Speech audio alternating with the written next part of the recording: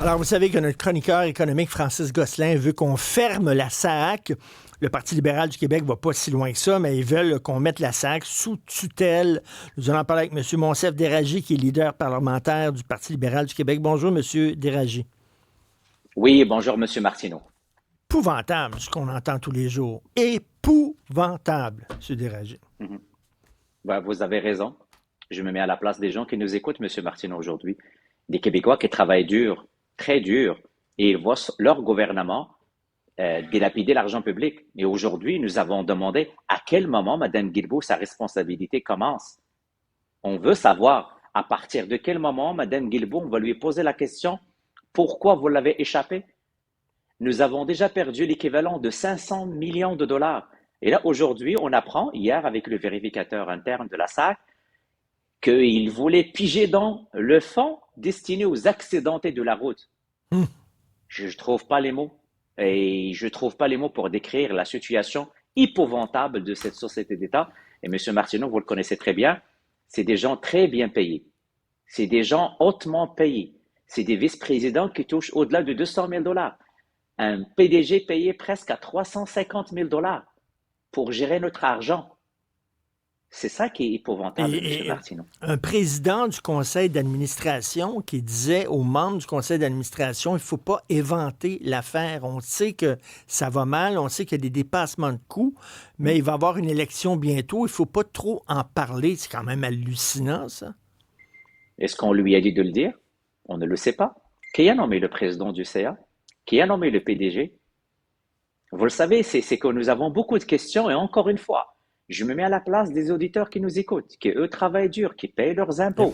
Ils voient la façon avec laquelle Mme Guilbeault, M. Bonnardel et M. Legault gèrent le gouvernement. Ça ne tient plus la route. C'est pour cela qu'aujourd'hui, nous avons demandé de mettre sous tutelle cette société d'État parce que rien qui ne fonctionne. Déficit qui augmente, un projet mal géré qui est CASA. Et Mme Guilbeault, là, dites-nous s'il vous plaît, informez-nous à partir de quelle date votre responsabilité commence. Parce que là, on ne sait plus. C'est jamais de sa faute. Là, il y a des gens qui étaient payés 82 de l'heure, qui, après ça, ont été payés 350 de l'heure pour exactement le même travail. Je peux vous dire, Monsieur Déragi, si je dis à mes patrons du jour au lendemain, finalement, pour ma job à Cube Radio, je vais vous charger 4 fois le prix que je vous chargeais avant, ils diraient non, du tout, absolument pas. Mais comment ça fait que c'est passé comme du beurre dans le poêle, ça? Mais je dirais, M. Martineau, vous le méritez parce que vous faites un excellent travail, permettez-moi ça. Mais là, excusez-moi, je ne vais surtout pas vous comparer avec la situation de la SAC, s'il vous plaît, là. Vraiment, là, c'est rien à voir. Mais vous posez la bonne question. Qui a autorisé le paiement? Ben oui. Quel filtre? Parce que vous venez de poser une bonne question. Il y a un filtre chez vous. Même si vous voulez 300, 400, Ben 500, oui. il y a des procédures, il y a un patron, il y a un vice-président ressources humaines. Probablement, le patron vous aime, vous livrez très bien la marchandise, ben, vous méritez ça. Ils sont où ces filtres à la SAC? Il n'y a Le personne qui fait a de vu la passer à facture 80... passer en disant hey, écoutons, ceux qui ont payé 82 de l'heure la semaine passée, maintenant ils demandent 350 on va les appeler pour savoir ce qui se passe. Il n'y a personne. Ben, mais c'est pas au-delà de passer à 80, à 300, c'est que qu'il a autorisé la dépense. Hum. C'est ça le problème, c'est que il y a plus de contrôle à la SAC et c'est ce que nous avons dénoncé depuis le début. Souvenez-vous, M. Martineau, le jour même du dépôt du rapport du vérificateur général, qu'est-ce qu'il nous disait, les caquistes? On nous a menti, on vous a menti, on nous a trompés, on vous a trompés. Ben, écoutez, avec le temps nous donne raison. Souvenez-vous, M. Martineau, je demandais le décaviardage des procès-verbaux. J'ai eu accès à 4 ans de procès-verbaux de la SAC. J'étais convaincu que tout le monde était au courant. Il y a juste la CAQ qui disait à tout le monde qu'il n'était pas au courant. Les procès-verbaux, il y avait tout ce que vous venez de voir maintenant. Les compagnies qui venaient d'audit parler aux membres du CA. Les compagnies d'audit qui parlaient au comité d'audit. Tout le monde était au courant. Mais là maintenant, M. Incroyable. Martineau, le gouvernement essaie de nous dire non, nous on n'était pas au courant. Mais pourquoi moi, quand j'ai lu les procès-verbaux, je savais que ça allait mal, très mal, M. Martineau. C'est incroyable. Donc, concrètement, c'est quoi mettre une société d'État en tutelle? Qu'est-ce que ça veut dire concrètement? Ben, concrètement, Madame Guilbeault n'est plus capable de gérer ce qui se passe. Et notre crainte, Monsieur Martineau, Parti libéral, c'est que le déficit risque d'être un autre scandale. La SAC est obligée maintenant d'aller chercher des fonds supplémentaires parce que le programme CASA lui coûte cher et il faut que ce système fonctionne. Je tiens à le rappeler, la livraison 3 est arrêtée. Donc, ils ne peuvent plus aller la faire.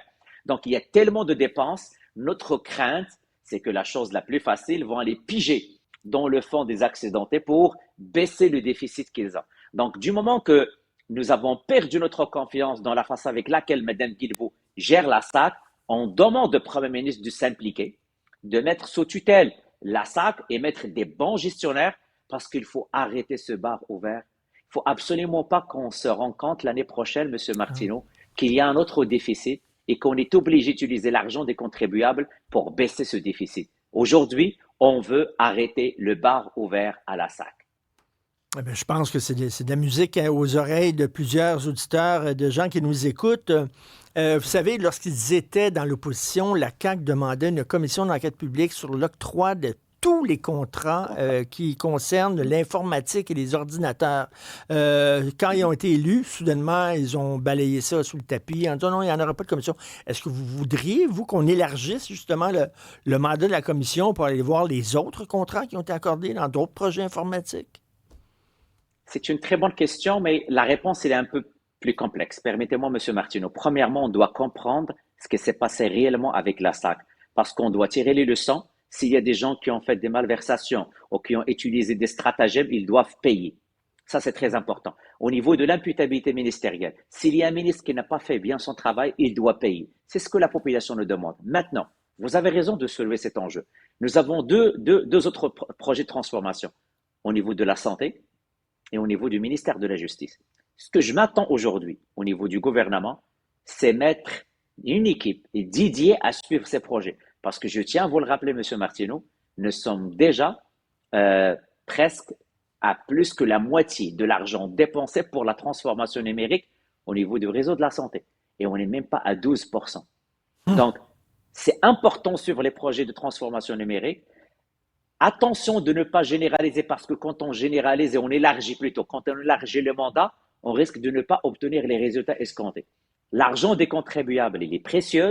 Il faut bien suivre les projets de transformation pour qu'on ne se ramasse pas et plus dans des fiascos qui ressemblent au fiasco de Saclic. Parce que là, il y en a un autre. Là, on dit que c'est peut-être le prochain Saclic. C'est le système de paix Oui, là, des travailleurs en le santé, je CEFRA. crois. Là. C'est ça. Le CEFRA, vous avez raison, M. Martineau. Ça nous inquiète. Vous savez, le Ben oui. projet, il était budgété à 400 millions. Ils sont rendus à 250 millions. Donc, la moitié déjà dépensée. Mais figurez-vous, on n'est même pas à 12% du projet. Donc, le gouvernement ne peut pas prêcher l'ignorance aujourd'hui. Ils le savent. C'est sur leur tableau de bord. Mais qu'est-ce qu'il fait le gouvernement pour contrôler la suite? Au privé, M. Martineau, il y a ce qu'on appelle stop and fix. Quand on a un problème, on arrête, on regarde ce qui se passe. Est-ce qu'il y a de la surfacturation? Est-ce qu'il y a des gens qui exagèrent au niveau des livrables du projet? Et par la suite, on continue. Si cette logique est appliquée au secteur privé, parce que les ressources ne sont pas illimitées et l'argent n'est pas illimité, pourquoi on va se permettre avec l'argent des contribuables un bar ouvert? Oui, C'est mais ça que je c'est ça déplore le problème, aujourd'hui. monsieur Déragi, c'est ça le problème, c'est qu'ils ont mis beaucoup d'argent et là, ils disent, ben si on arrête tout, on a perdu tout cet argent-là qu'on a mis, là, on l'a mis pour rien, donc on va en rajouter quand même un petit peu pour au moins arriver à terme puis que le projet fonctionne, puis là, ça fonctionne pas, mais là, ils disent, oui, mais là, on a mis tellement d'argent qu'on peut pas tirer la plug sur le projet, donc, et c'est ça qui entraîne tout le temps, là, qu'on met toujours de l'argent.